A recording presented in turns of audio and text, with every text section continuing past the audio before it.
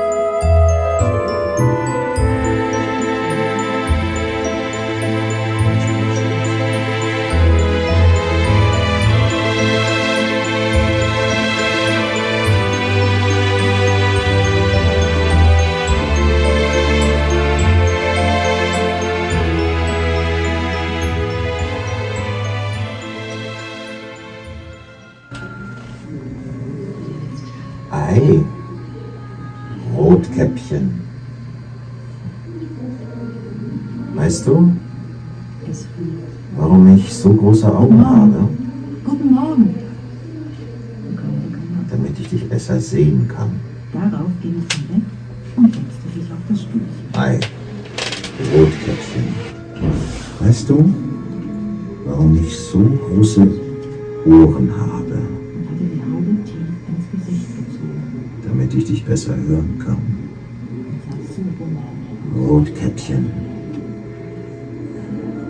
Ich habe so große Hände, dass ich dich besser packen kann. Ich habe so ein großes Maul, dass ich dich besser fressen kann.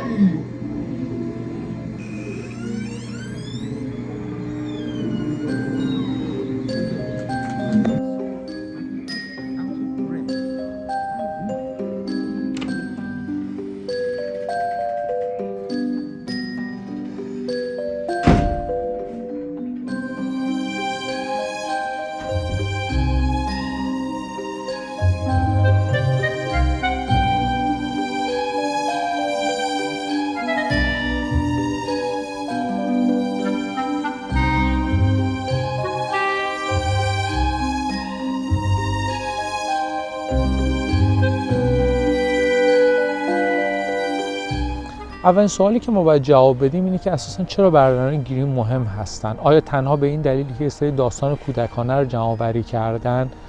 پاسخ اینه که نه، اونها خیلی کارهای مهمی توی زبان و فرهنگ آلمانی انجام دادن.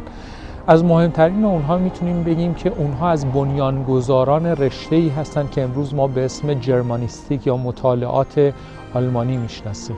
از طرفی اونها اولین لغتنامه آلمانی رو هم تدوین کردن، اگرچه در زمان حیاتشون موفق نشدن که اون رو به اتمام برسونن، اما در واقع چیزی که ما به عنوان ریشه شناسی و لغت شناسی زبان آلمانی هم میشناسیم علمیه که توسط این دو برادر بنیانگذاری شده.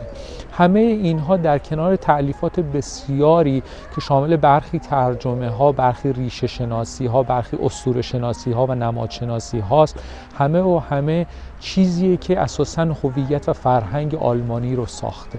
باید توجه داشته باشیم توی اون سالهایی که برادران گریم زندگی می‌کردن اساساً کشوری به اسم آلمان وجود نداشته و اونها توی دوره‌ای قرار داشتن که یک موج ملیگرایی رو به افزایش بوده و اونها با آثارشون و خدماتشون در شکل دادن یک هویت آلمانی که در نهایت در مجموعه یه سری سلسله اتفاقات به اتحاد آلمان و شکلگیری آلمان امروزی منجر میشه نقش مهمی رو ایفا کرد.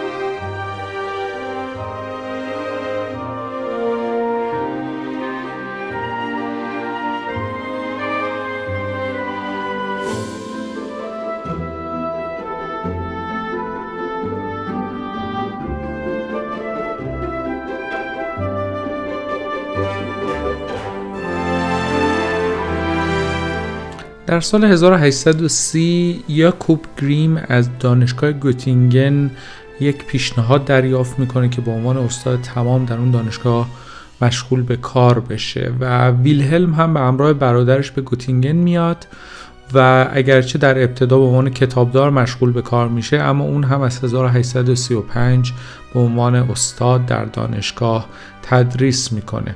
از مهمترین کارهای دو برادر در طول اقامتشون در گوتینگن میشه به ادامه کار بر روی گرامر زبان آلمانی اشاره کرد. اونها در کاسل این کار رو شروع کرده بودن و در گوتینگن 2 جلد دیگه از کتاب دویچه گراماتیک رو تا سال 1837 منتشر میکنن. همچنین در این سالها اثری در مورد اساطیر آلمانی هم به پایان میرسونن و منتشر میکنن و لازم به ذکره که نسخه های دیگری از کتاب کیندر اون هاوس مرشن هم در سال 1837 توسط ویلهلم و یاکوب به انتشار میرسه.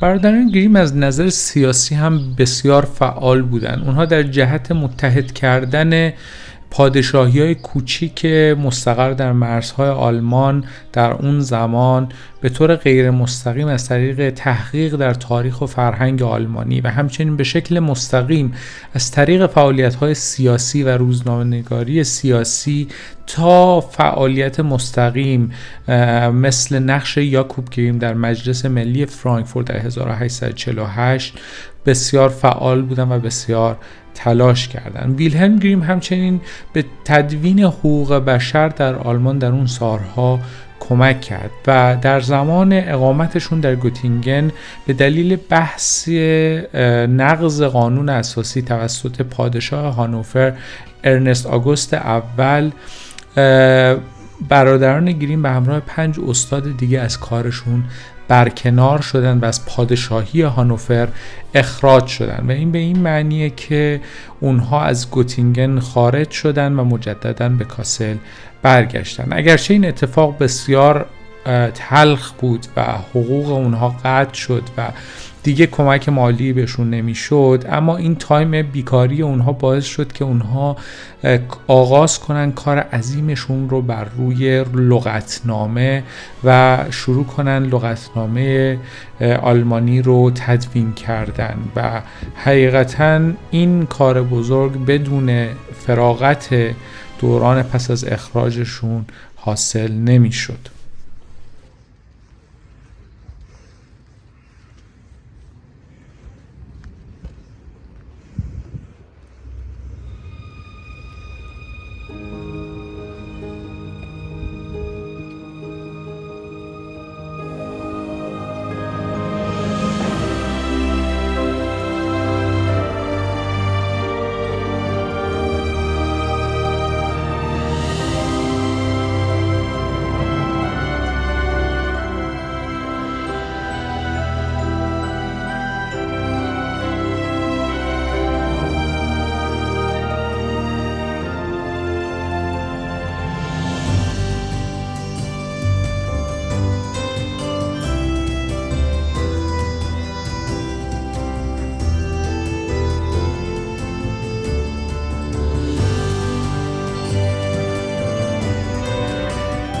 برادران گریم حدود 3 سال در کاسل در تبعید زندگی کردند و در این مدت شغلی نداشتن و از لحاظ مالی هم به شدت در مضیقه بودن. اما در اون زمان آوازه این دو برادر، تحقیقاتشون، دستاوردهاشون و کتابهاشون به سرتاسر سرزمین‌های اروپایی رسیده بود و اولین واکنش این بود که فریدریش ویلهلم چهارم پادشاه پروس در برلین زمانی که مطلع شد این دو برادر توسط پادشاه هانوفر تبعید شدن، کسی رو واسطه کرد تا این دو برادر رو دعوت کنه تا به برلین بیان و در اونجا اقامت کنن و تحت لوای پادشاهی پروس به ادامه کار و زندگیشون بپردازن. و طبیعتاً برادران گریم اجابت کردن این دعوت رو و به برلین اومدن و در اینجا زندگی جدیدی رو شروع کردن که دیگه دغدغه مالی نداشتن و تمرکزشون تنها بر روی مقالات و کتاب‌هاشون بود.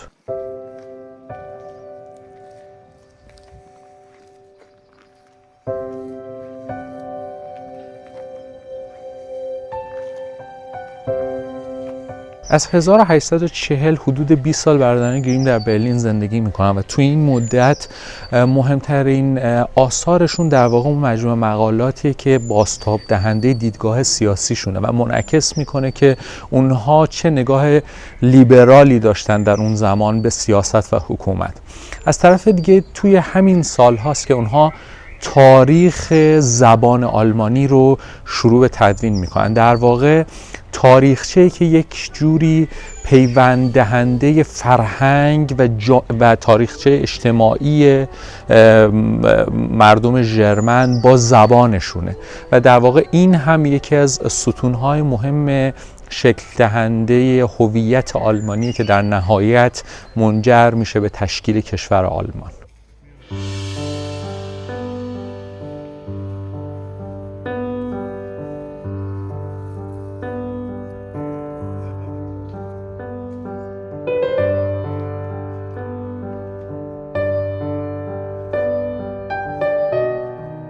در 1859 ویلهلم از دنیا میره و 4 سال بعد یاکوب هم فوت میکنه و هر دو در این مکان دفن شدن. در کنار قبر ویلهلم قبر هرمان و رودولف، دو پسر ویلهلم هم قرار داره. از قضا ویلهلم یک دختری هم داشته به اسم آگوسته که این دختر هم در جای دیگه از دنیا میره و بقایای جسدش در یک کوزه قرار میگیره و بعدا در قبر پدرش دفن میشه و در واقع سنگ یادبودی اینجا نداره، اما سالیان بعد برای یادبود دختر و همچنین همسر ویلهلم در کنار قبر پسرانشون در واقع اینجا یک سنگ یادبودی گذاشته شده به یاد اینکه اونها هم در این مکان دفن شدن.